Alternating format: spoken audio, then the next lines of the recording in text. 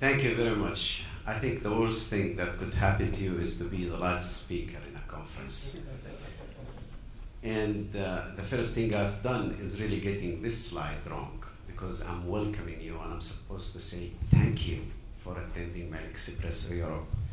But anyway, the other thing is reinventing the future. This is a title that I did not choose, but probably John did.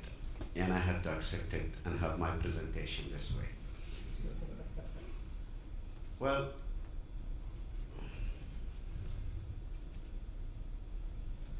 it's not working. Okay. So I don't have an agenda.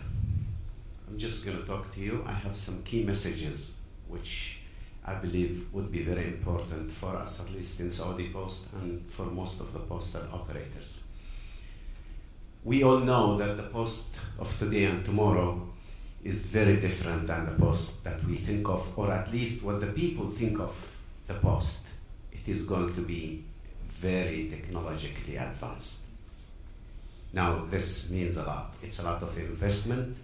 We have to think about revenues. We have to think, how are we going to compete and continue our future?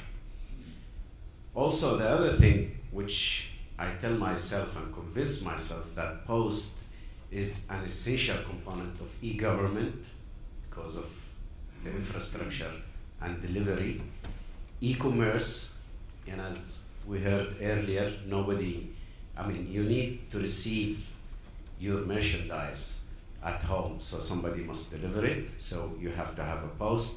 And of course, the security of nations. I think postal operators, whether it is public or private, play a very important role in the security of nations. We know what moves inside the countries, what comes into the country, and what goes inside the country. Of course, I would see the postal operator is somebody, or it's an organization that it's going to orchestrate. We are not going to invent or reinvent. We have to innovate and orchestrate so that we satisfy the demands of customers, businesses, our operation, technology, and profitability. And there are two other messages, which is our potential revenues, which I tell myself, the revenues of the post should be much higher than it is right now. It's not a matter of competition with technology or with any other mean. It's just a simple calculation for me. And it should work, and I always mention this, it should work for every postal operator. Saudi Arabia is a country that has about 30 million people. I would always think that I should be able to serve at least 60% of the people in my country. And those guys should enjoy their lives at home. Do nothing, the post will do everything for them. Do e-gov, deliver product, deliver grocery, even give you the boarding card when you are going for travel. How about spending 1,000 Saudi riyals per year for this total service that you get from a postal operator?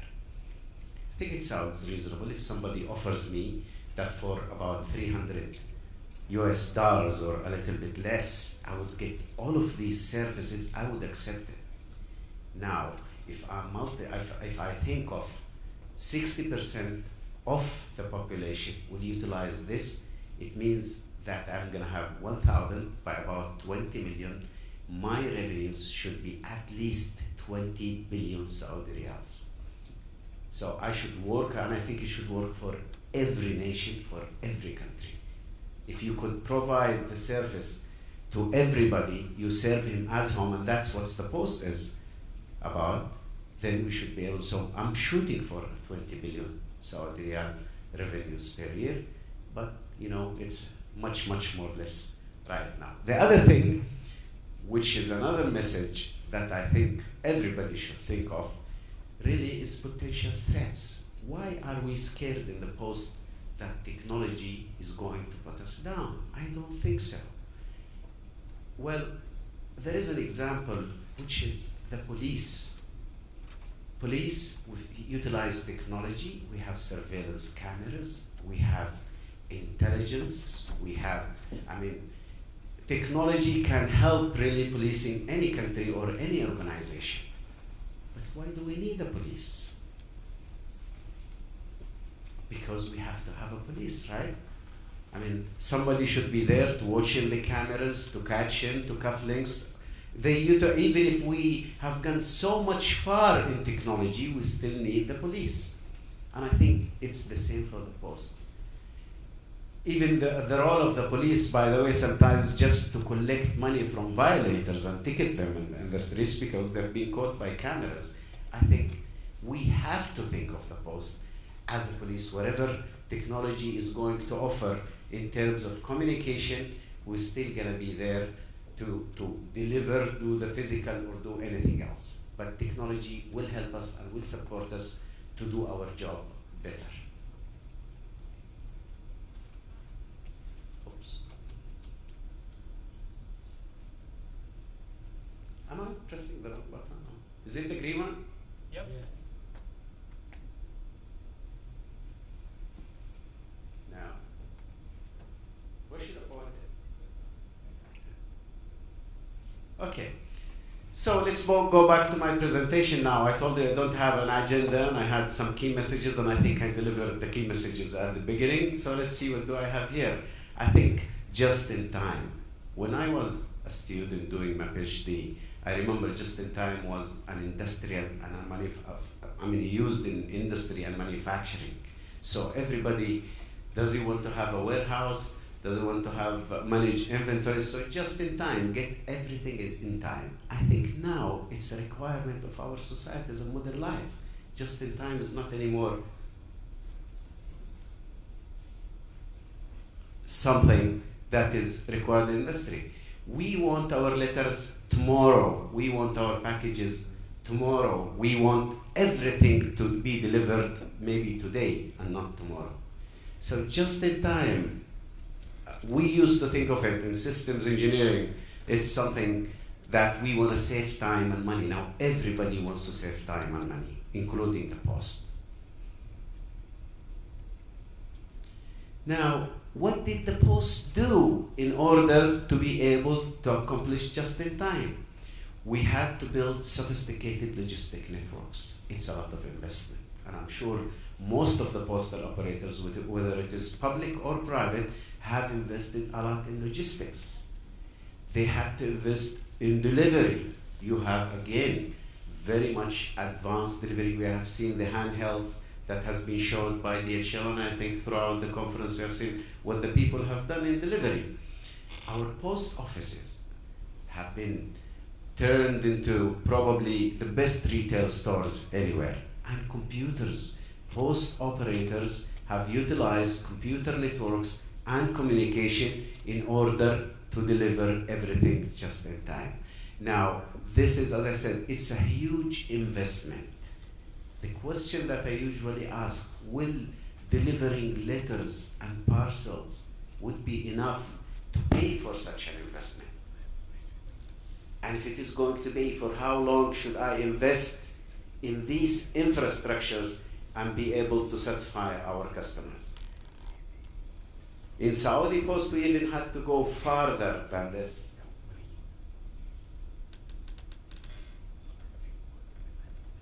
We had to readdress the country. Saudi Arabia is probably, most of you familiar with probably South America and Africa and the Middle East. There is no proper addressing. So it's a descriptive address.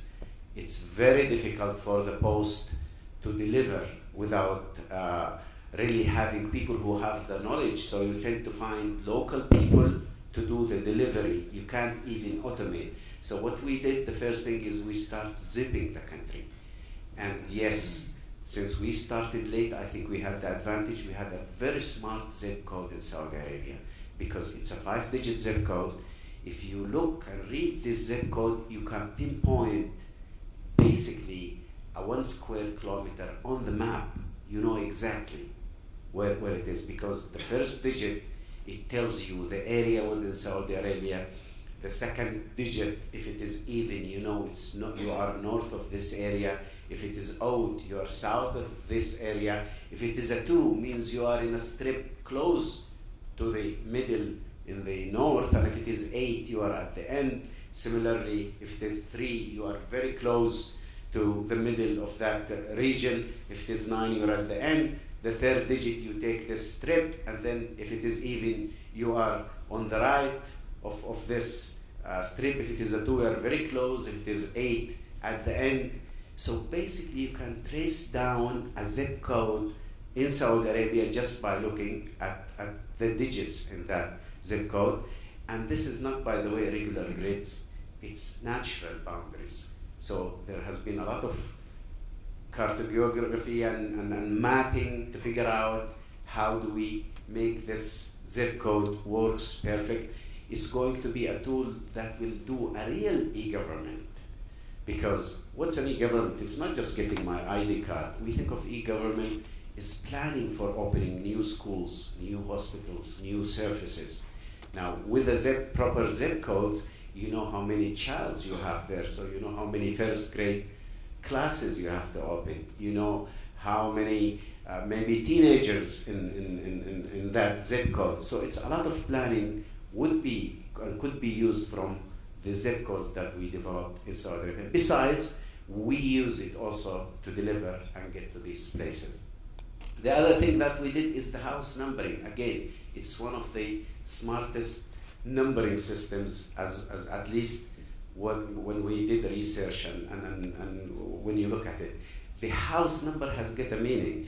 You know what we did? These zip codes basically enclose it in X and Y's. So every house in your zip code has got an X and a Y.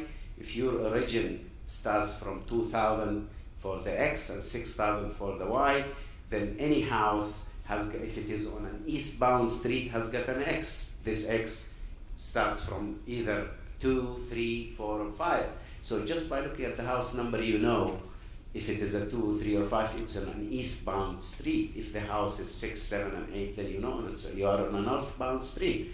A lot of information in this house number, because the difference between your house and your neighbor's house is how many meters between your door and his door.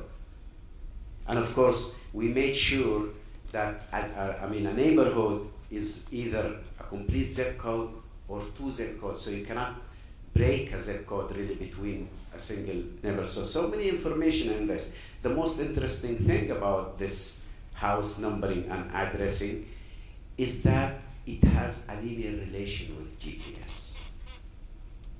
All what we had to do is just store the GPS points of the origin on every zip code. And then you give me a GPS, I'll give you the address of the house. You give me an address of a house, I could give you the GPS. That's why Saudi Arabia, in less than 3 months, has been now on Google Maps. So if you go and put your house address or any address in Saudi Arabia and go on Google Earth, it will just right away zoom into that particular house. And that's why the iPhones and Nokias, those who have gone to Saudi Arabia, while you are opening maps, it will tell you the house number and the numbers that you are going through. But this is a lot of investment. And all the time I think, how are we going to pay for this technology and the investment in the infrastructure that we put?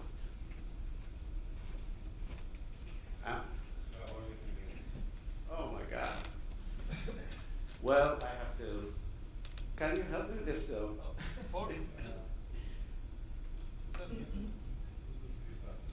I'm pressing the green button. It's not. Forward. Forward or backward? Would you want to step forward? We have another button here that I can press. Okay, so we have also invested in delivery. Since we readdressed the country, we renumbered them. We had an RFID in every house in Saudi Arabia. This is again utilization of technology. So our letters, when they are sorted, they are routed, they are downloaded into the delivery car. So the guy walking in the streets with his car, he will get an alert if because GPS signals tells him his GPS location translated to an address. He knows that he has a letter there, so an alarm is gone there. This alarm will not go until he goes and reads the RFID, which is at that particular house. So many applications we have built. Okay, we also had to work hard on certification. We got the UPU management quality certificates. We had to work to be ISO certified for the whole operation of Saudi Post. We even, since we know we're utilizing technology, we had to get the security audit. One of the very difficult, even some of the critical organizations that work in data, still they are working on it. This is a security. It means that our data centers, our networks, our applications are all secure. Now, what's next for Saudi Post? We did a lot of investment, as I said. We had to build a logistic network, and we had to have a data center, and we had to do, our operations had to be perfect. We had to worry about quality, so we were able to deliver just in time. But I am not satisfied, and my people are not satisfied, because where is the money? And that's what we are looking for. I'm gonna skip what others. Now, this is a very interesting picture. I usually look at it. This is where the world is going. Those who are targeting telephone companies, who are targeting laborers and immigrants, now they are using voice over IP. They are using Skype everywhere. That's where they live, and that's what they do. Everybody, one of them, he has a laptop there. This picture really should send a lot of messages to us and to think about the future and where we are going to make our money. I think the mail or the post have worked very hard on direct mail, letter mail, e-government, parcels and delivery. And when we look at the internet and what's going on there, we are only an option in delivery. So maybe the store itself will deliver, maybe a competitor will deliver, and maybe you will deliver. So if we re-looked at this process in Saudi Post, and if we look at e-shopping, there is a store management, the store is doing it. There is a customer management, maybe a call center is doing it for that particular shop. And there is a payment management, either the store is doing it or another, outsourced party is doing for that. And finally, the customer really bothers you during shipping, because when you call, when you order, maybe in 5 minutes after you paid the money, you call the call center. Hey, I made my order, when I'm going to receive it. And the problems really starts with shipping. While it's very small portion of the amount or of the whatever who is getting in this loop is being given to the operator there or to the postal operator. So the model that we thought of really is, how about if the postal operator, we already have enough technology and connected to banks and we are secure so we can handle payment. How about if we do the shipping management for whatever shop that we have put online, and we do the customer management? Then in theory you can put any store online, so he has just to do store management there. And this is what we call the e-mall currently, where we really have an infrastructure. We invite small stores to come in, even if they don't have electronic catalog of their products. We do that ourselves, and we put them on the net. We handle everything. And you can visit our e-mall, it's emall.com.Saudi Arabia, which is now, we almost have 60 stores, but still our ambition is not the e-mall. Our ambition is what we call the virtual mall. It's the Saudi mall. We will have a 10-story virtual mall which has 1,000 stores. Each story has got 100 stores divided into division, starting from financial, to men's, to ladies, to travel, to whatever you think of in there.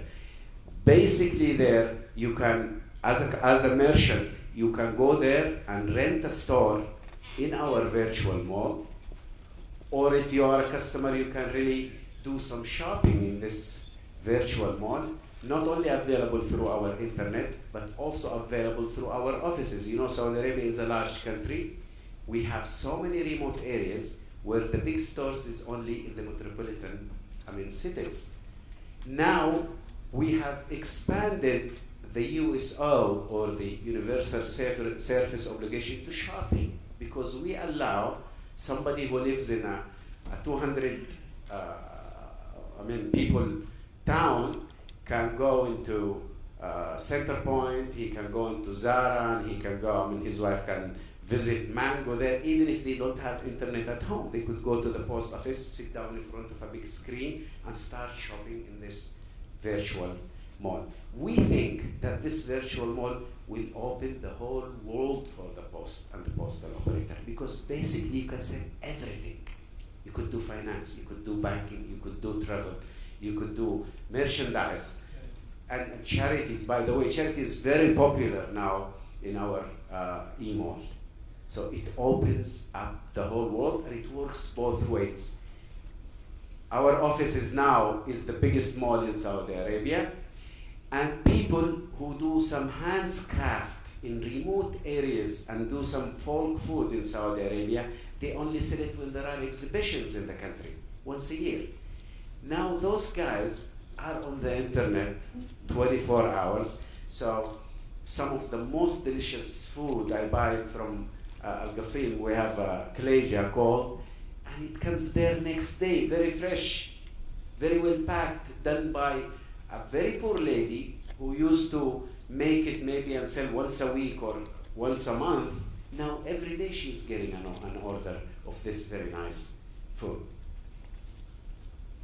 Well, it told me 3 minutes, but the key is the post. Let's have the final message, please. The post office virtual mall extend universal service obligation to the shopping service. So even more obligation, postal operators.